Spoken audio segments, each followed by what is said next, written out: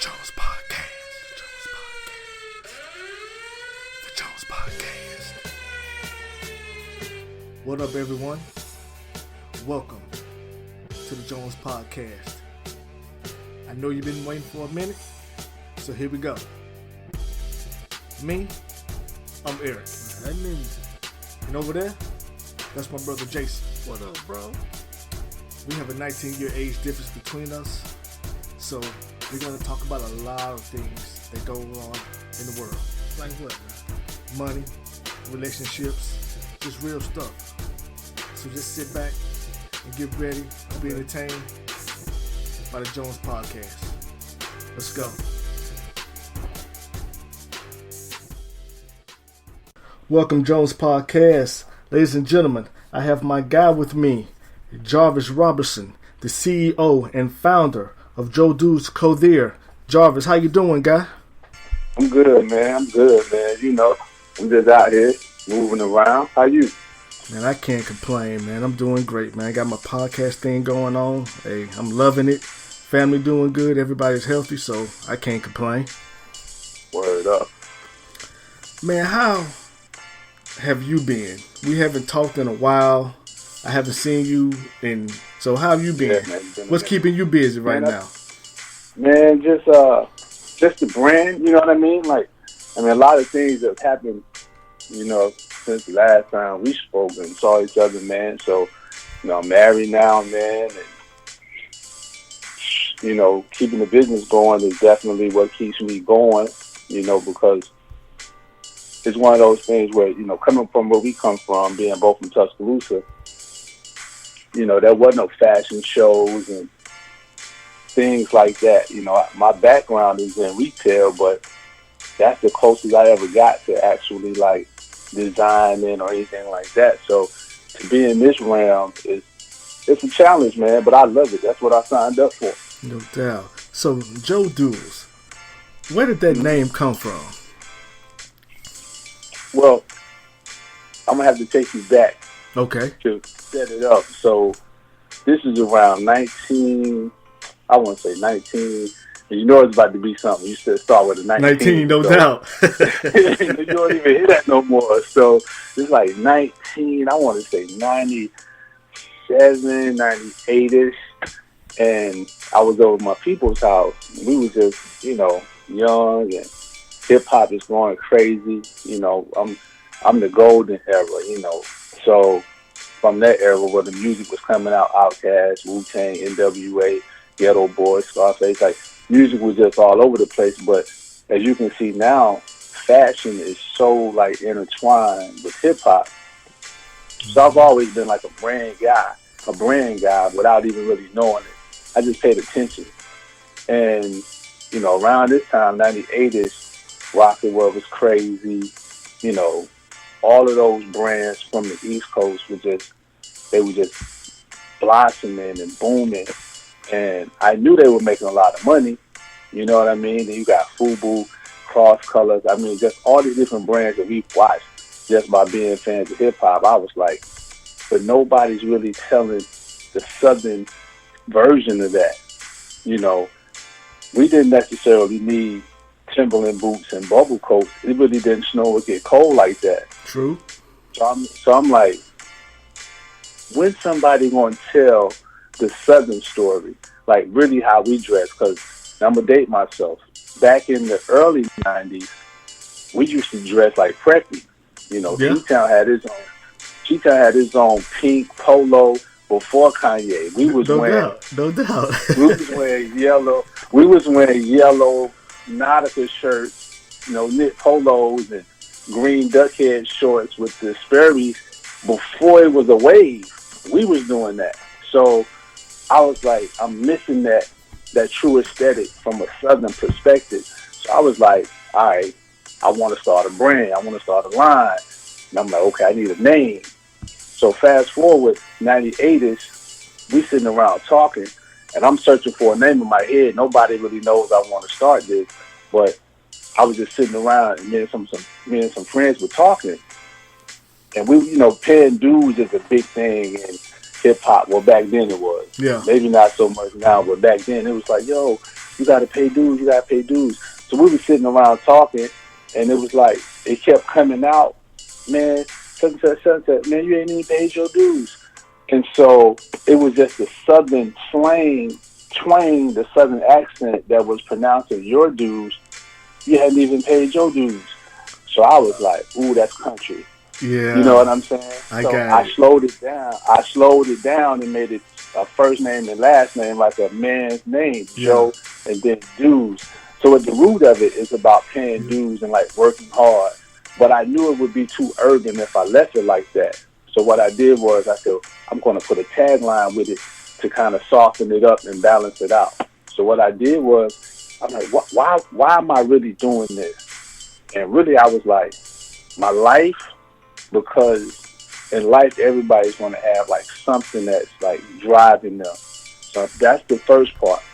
Now, it started out being countryness and dreams, life countryness and dreams. But I'm like, that's going to box me in.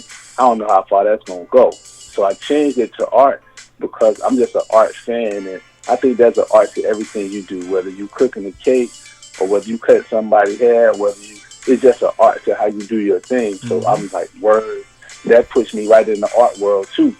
So, and then just the dreams part is just like, I think everybody kind of has some dreams. So that's where the tagline came from. So that's in a nutshell, like how the name and the tagline came together.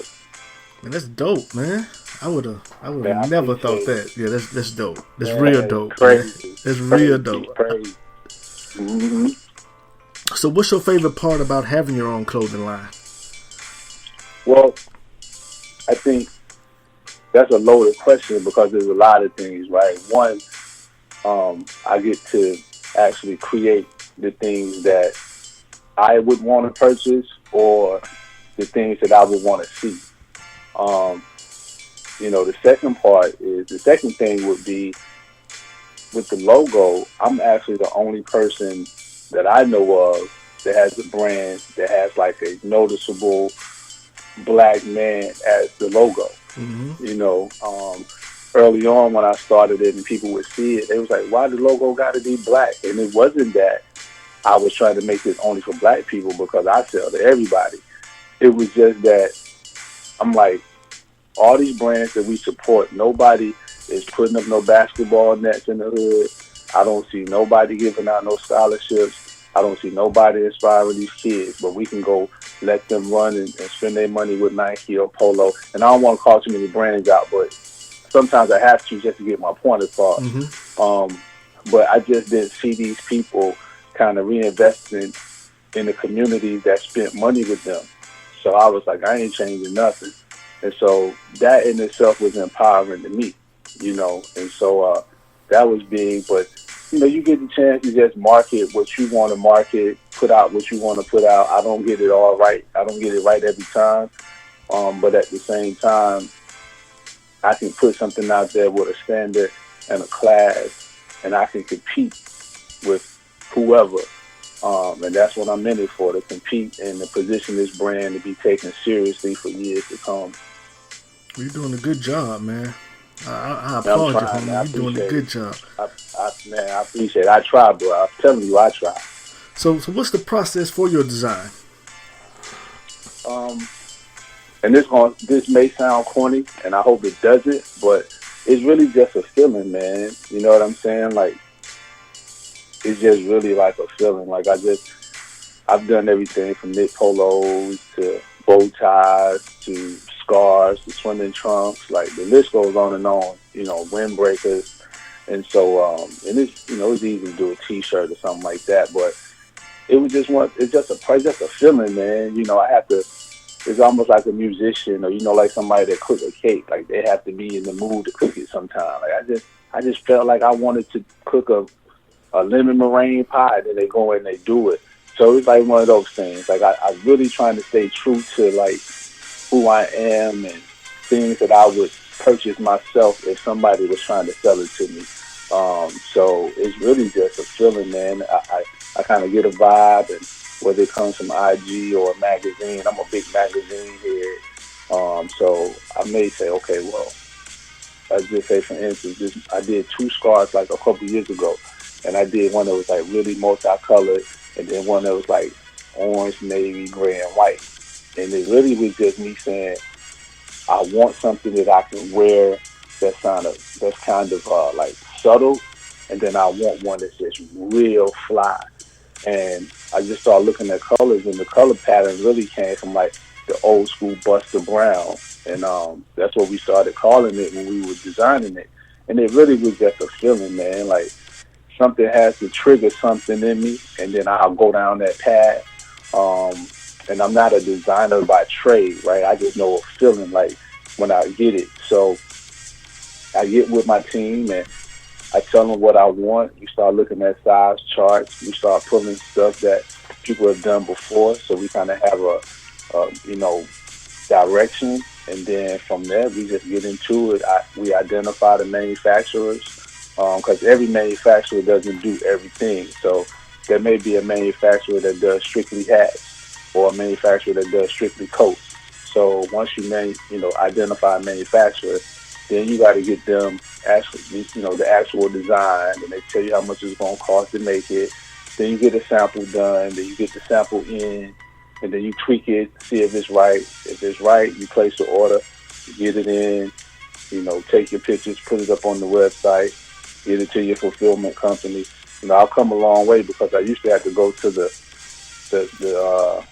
post office myself, but now I have a fulfillment company that does that for me, man. So, e-commerce and technology has just allowed me to move a lot faster.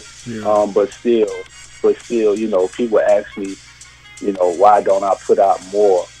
And I do want to put out more, but, it just got to be a feeling, man, so the brand don't get watered down just by stamping your name on the T-shirt. You know what I mean? Like, I really try to make it mean something. So when somebody does support me with their hard-earned money, it's not like I just, I gave them a cheap way out. You know what I mean? Exactly.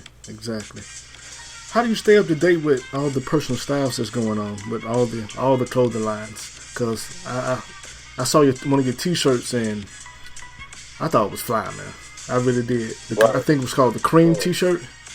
Yeah, the cream T-shirt. Yeah. And this is an interesting story about that cream T-shirt. So when we say inspired by life, art, and dreams, I really try to support artists.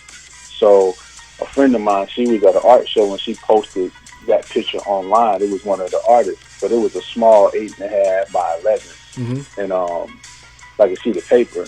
But I ended up having I called my friends, I tracked the artist down. It's a girl. Her name is Heather, man. She's 18 years old, 19 years old, and she made that. And so I bought the big one from her, and then I asked her if she would be cool with me putting it on some T-shirts or sweatshirts or whatever. And she was like, I never done nothing like that. And I was like, well, let's try it. It may sell. I thought it was nice because it was the feeling that it gave me. It's a gold tooth, money rolled American flag. Exactly. It felt perfect for the time that we in. You know what I'm saying? And so that was something that I wanted to do in terms of, giving back to the artist. So that young lady received, off of every one that I sell, she received a percentage of it. You know what I'm saying? So, I'm just, that was just how that came about with the whole cream. Okay. What was your question again? How you stay up to date with the clothing line? Oh, okay. Yeah, I went on that tangent because I really wanted to get that story out there about the art. I really try to support. You know what I'm saying? But just in staying to date, what I try not to do, man, I try not to follow trends either, man. One of my biggest influences, I'd be negligent if I didn't say it was Ralph Lauren. You know what I'm saying? I really like what he's done over the years, and he turned. His birthday is today. Actually, he's doing this. I don't know when he's gonna release this, but his brand has been around for 50 years. So I studied brand like Brooks Brothers and Ralph Lauren and some other brands that have been around for a long time. So I try not to do too much in terms of following trends. We went from baggy jeans to skinny jeans, and if you chase every trend, then you can be gone when the trend leaves. Exactly. So I try to stay in the classic lane and just kind of really, because most of my customer base is grown men. And so grown men can't have big logos all across their chest.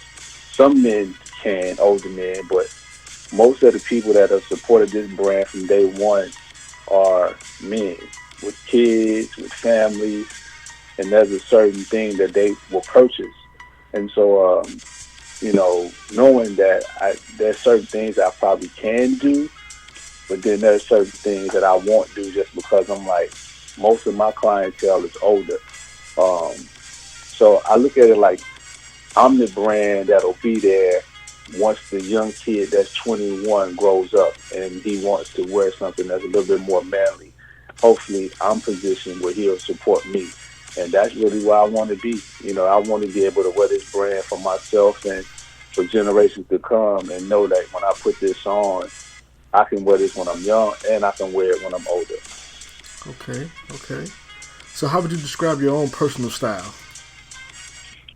Man, I do a little bit of everything, man. Sometimes I like to be like the real preppy guy, but then there are other times I like to be real urban. So and I mix a lot of stuff. My friends will tell you I've mixed things that people didn't think should be mixed together just to create that. I go left sometimes, but there are times I like just a basic tux with a black bow tie. You know what I mean? So I just try to have fun with it and just know there's a time and a place for everything. But whatever that time is, I just try to be comfortable, and just have a little fun with it, but don't go overboard. That makes sense. You ever thought about getting into children's clothing? Man, I have, but and just to be honest, this is a money thing. Mm-hmm. And I used to manage a Baby Gap. I used to work at the Gap in University Mall. That's not done no more, but I used to manage that Gap and the Baby Gap. Okay. And so it's cool with children's clothing, but when you get into the money side of it, you just have to buy so many and move so many. It makes sense. You gotta sell a lot of baby clothes to make money. Okay, that makes sense. Because the prices aren't as expensive as the regular clothes. That makes sense. Yeah, like if you want to get into onesies or something like that, man, a manufacturer may require you to buy 500 of them. Okay. You know what I'm saying? Mm-hmm. If you buy 500, they may only be less than $1 a piece, but then you stuck with 500 onesies if you don't have the clientele or you just kind of stuck with it. So, this is a turnover business. It's almost like a restaurant. You get something in, you got to sell it, or, necessarily it doesn't go bad, but your money is tied up in, you know what I'm saying, your inventory. Mm-hmm. Yeah. I would love to one day, though. Oh, for real? Yeah, because... Yeah. So what are some of the things that you would like to share with future and current entrepreneurs? I do a lot of consulting, man. And one of the things that I got into was I was coming across a lot of budding entrepreneurs, future entrepreneurs, and they didn't have the experience that I had either from the corporate side, from working for other people, or having my own business. So, one of the things that I learned quickly was that you got to have a team. There was a time, when I was starting the brand, I had to do everything myself. But then the load just gets so heavy because there's so many things that you don't know. I'll be the first person to tell anybody I'm not the best designer. I'm not the best website designer. Actually, I don't do much of any of that, right? I don't take the pictures. I don't edit the content. I may do some of the social media stuff because that's just my aesthetic. Creatively, just watching over how the brand is trajected and projected. But when it comes down to anything specialized, graphics, I know how I want things to look, but I have a team that does that. So a lot of entrepreneurs get into the game or get into their business or whatever, and they want to do everything. And that load is just too heavy for the amount of moving parts that you have. So that's probably one of the biggest, that's probably the biggest thing that I could say to somebody is just identify a team that can help you. It don't have to be a big team, but you need a team. Everybody from attorneys to accountants to, you name it, with any business, there's a lot of moving parts. It's just like any other business. So that's probably, without going too much into it, I would say just identify somebody that can help you. It'll help you get to where you're trying to go a lot faster. Did you get your team when you first started, or? Nah, man. Like when I started, it was really just me. Because, it was just a vision, man. It's just like nobody going to believe in your vision but you.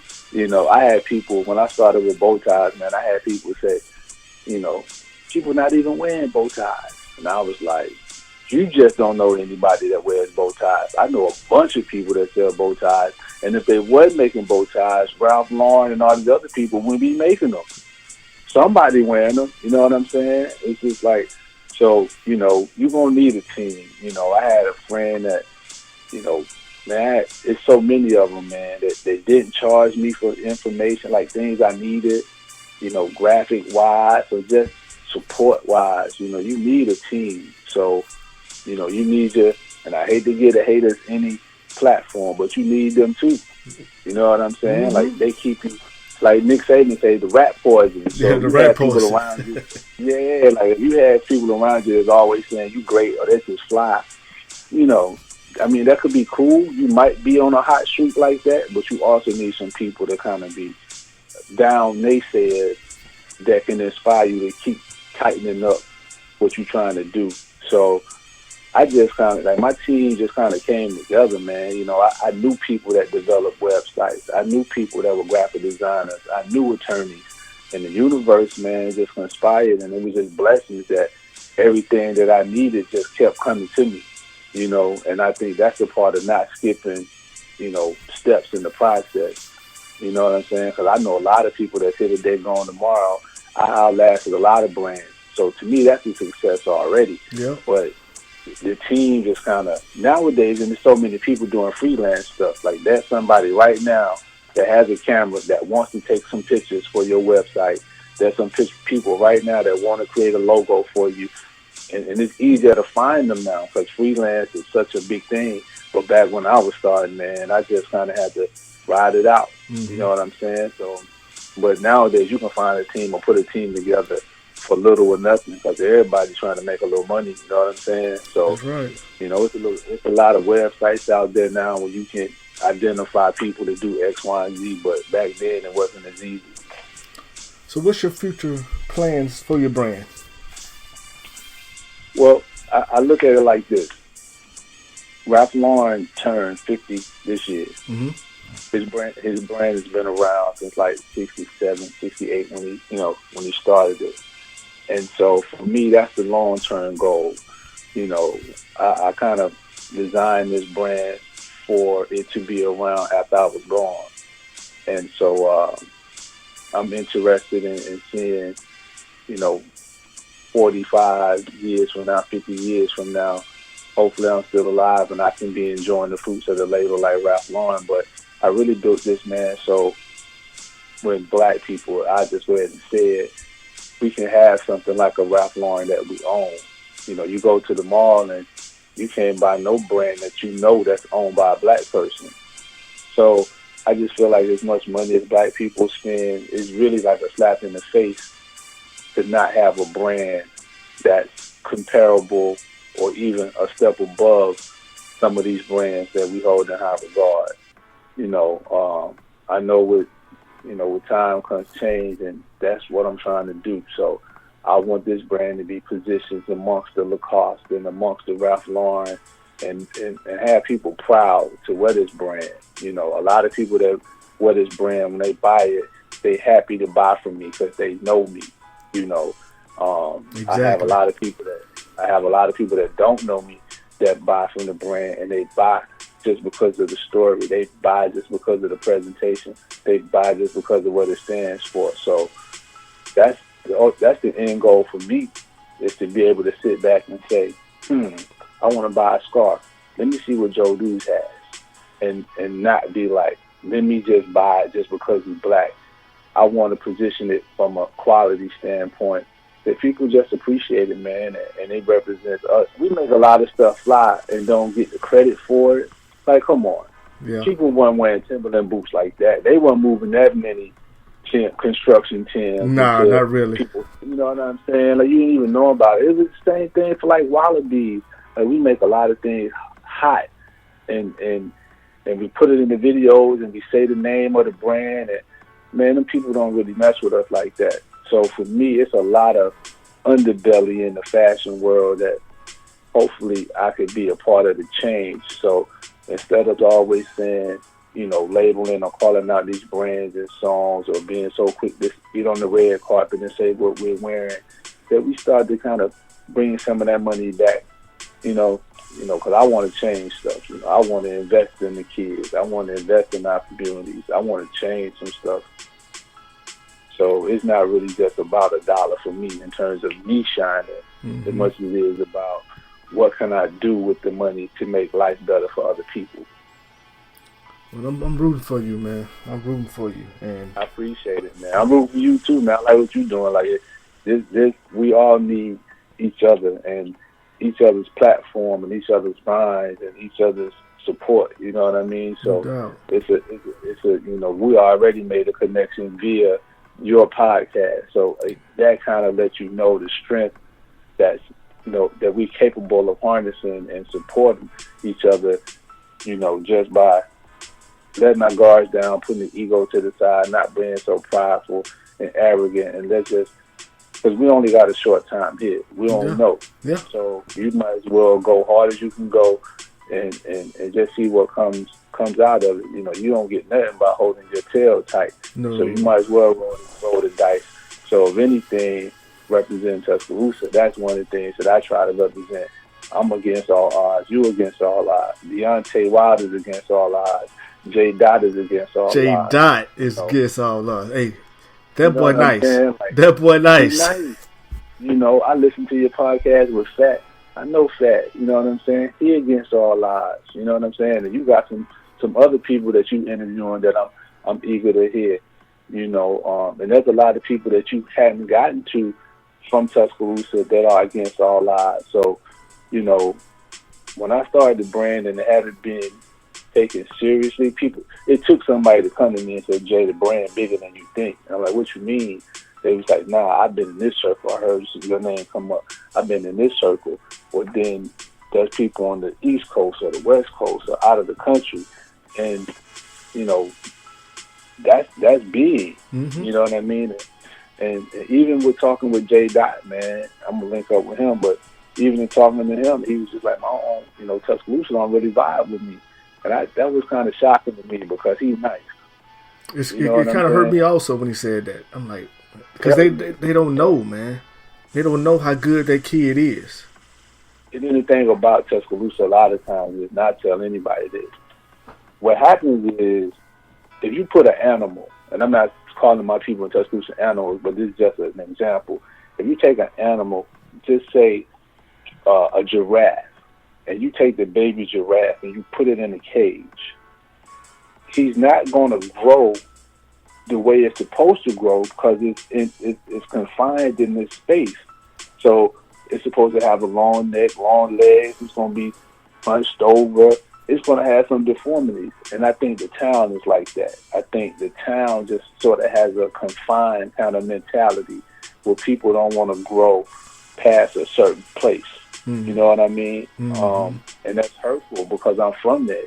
You know what I'm saying? But when I can look back on it and say, wow, you know, why we not taking education serious? Why we got so many high schools on the failing list? Like, these are things that I think parents should be upset about. They should be irate about so many high schools in Tuscaloosa being on the fail list. But no, what we do, we keep letting our kids go play the sports. We keep going to the football games. We get mad at the teachers. Nah, the whole system is failing our kids. You know what I'm saying? But, you know, I don't want to get on my soapbox, but I just feel like the town needs to be challenged. You know what I'm saying? You look around, I come home, you know, I'm from T-Town. Like, I come home, I'm like, yo, where can I go? Who can I go spend some money with? Yeah. And we don't necessarily have our own nice restaurant. We can go to Old Charlie's. We can go to all these different restaurants, spend our money. But we're a black-owned person. You know what I'm saying? We're a black-owned steakhouse at. You know what I'm saying? Like, come on, man. Like, that's the challenge for me, is to see people break out of the mentality of, this is our city. You know what I'm saying? Let's employ some people. Let's make it okay for people to be entrepreneurs. It's okay to go work for whoever. I'm not saying don't work. Everybody got to eat. But there's some kids, they got some great ideas that should have a platform. Why we not encouraging these kids to be whoever? And that's part of my charge too. You know, if anything, that's probably that's 25 more meetings. That's 25 more U's. And that's on us to kind of help them and give them some confidence and a platform to kind of grow. You're right, man, because my son, my oldest son, he wants to get into podcasting. And I told him, I said, okay, let's do it. I got you a laptop, I got you a mic, and I'm going to show him how to do everything I did, and you go from there. We go do it. Yeah, that's a beautiful thing. And I said this before. I told somebody this, and I said, you know, if you ask a child or a student what they want to be, they're probably not going to say things that are traditional. They're probably going to have very non-traditional paths that they want to take. And just because you hadn't done it, it's not for you to discourage them. It's really on you to kind of help find out how you can help them. Exactly. You see what I'm saying? Exactly. You know, we look around and say, well, you know, I want to be a makeup artist, or I want to be a videographer, or I want to be a photographer. Photographers, I didn't know photographers made as much money as they do. Yeah, they make You know, not everybody, but if you have your business, you can make money taking pictures. Yep. And I didn't know that until I started dealing with them, and I had to pay them, and I understood how they get paid for releasing the rights to the picture to you. Okay. So if I take a picture of you and you want it, you can use it, but I own it because I took the picture, even if you pay me to take it. If you want the picture solely and you want all the rights to it, then you have to pay me a little more. And I didn't understand that. So I'm like, that's just one example of how layered the game is in terms of a child maybe wanting to be a photographer and not knowing how much money they can make. You may not know how much money a photographer can make, so you shun it. People don't make money. No, they make bank. Photographers get paid. Yeah, you're right. So you know, so for me, that's really what Joe Dudes is about. It's like beating the odds. You know, coming from Tuscaloosa, Alabama, and making people respect this brand globally. You know what I mean? Because it happens all the time. You know, we see Supreme or we see some of these other brands pop up. You look at brands like LRG. You don't see them no more. Probably bought something from them. You don't see Marc Ecko around no more. You don't see some of these brands around no more. But we spent money with these people. They made millions and rode off into the sunset. And they chilling. That ain't what I'm here for. And they you know what I'm saying? They chilling off our dime, off the hip-hop bag, off of the urban community. That ain't what I'm here for. I'm like, come on, man. You know, my grandmother always said, do right gonna follow you. You know what I'm saying? So that's how I look at it. I'm like, as long as I keep on putting good energy out there, as long as I keep repping how I'm supposed to rep, then they're going to have to see me.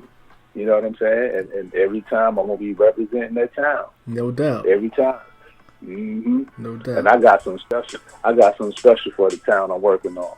Okay. Know that. Okay. Know that. Know that.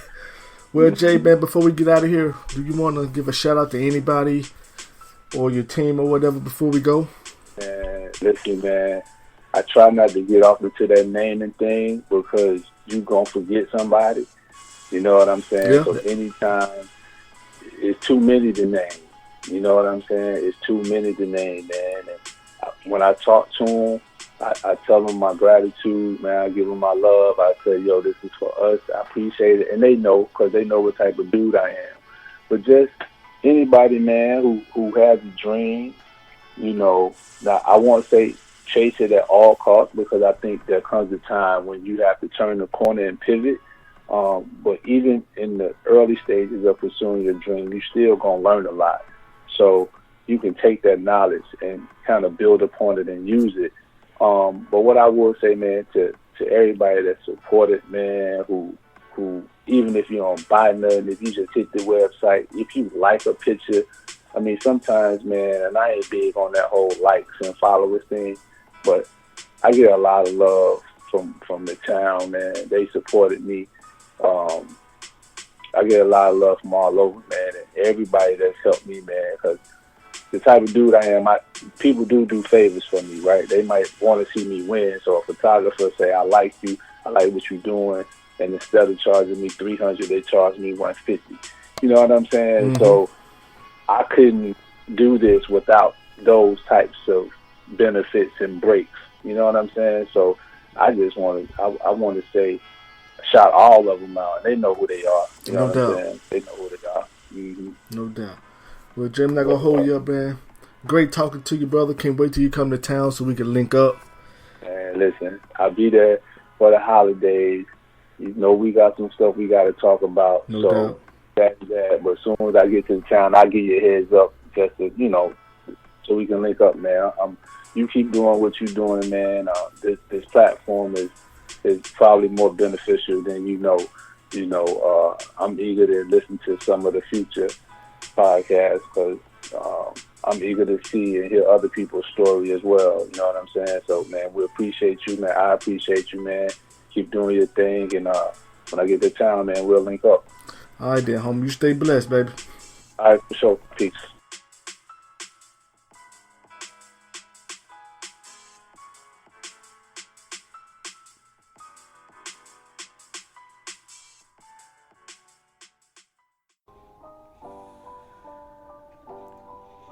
Thank you for listening to the Jones Podcast. You can find us on iTunes or Google Play or wherever you listen to your podcast. You can also follow us on Instagram and Twitter at The Jones Podcast.